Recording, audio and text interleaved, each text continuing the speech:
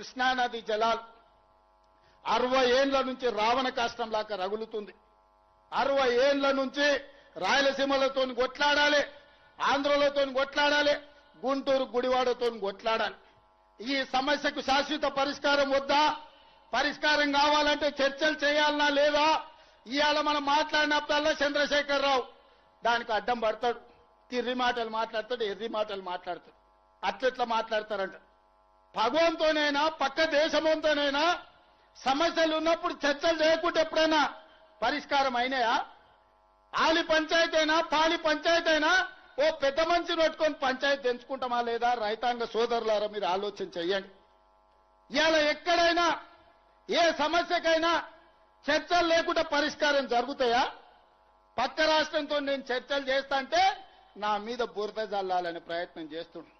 నువ్వు బురద జల్లినా తల కింది కాలు మీదకి చేసుకున్నా నువ్వు పోయి సీసల తలకాయ పెట్టి సచ్చినా పక్క రాష్ట్రంతో చర్చలు చేసి డిసెంబర్ లోపల పాలమూరు రంగారెడ్డి ఎత్తిపోతలకు 90 టీఎంసీలకు వాళ్ళ మీద ఒత్తిడి తెచ్చైనా కొట్లాడైనా ఆంధ్రప్రదేశ్ నుంచి ఎన్ఓసీ తీసుకొచ్చి పాలమూరు రంగారెడ్డి ఎత్తిపోతలకు 90 టీఎంసీల నీళ్లకు అనుమతి తీసుకొచ్చే బాధ్యత నాది. అదే విధంగా డిండి ప్రాజెక్టుకు 20 నుంచి 30 టీఎంసీలకు నీళ్లకు అనుమతి తెచ్చే బాధ్యత నాది.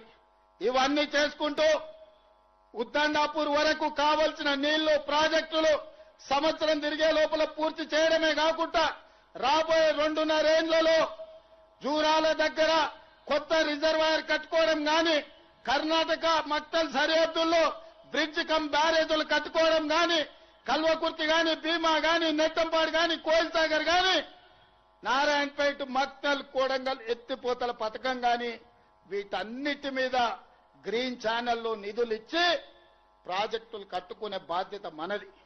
మిత్రులారా అప్రమత్తంగా ఉండండి. దొంగలు వస్తారు, గోడసాట్ను వస్తారు, గూడు పుటాని చేయడానికి వస్తారు.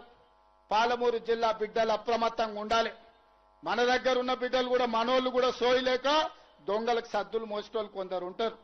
ప్రతి ఊర్లో ఓడు ఉంటాడు. గట్లనే వనపర్తిలో ఒక ఆయన, మహబూబ్నగర్లో ఒక ఆయన, ఆడొకటి ఈడొకటి మోపాయండు పాలమూరులో మంచి జరుగుతుంది.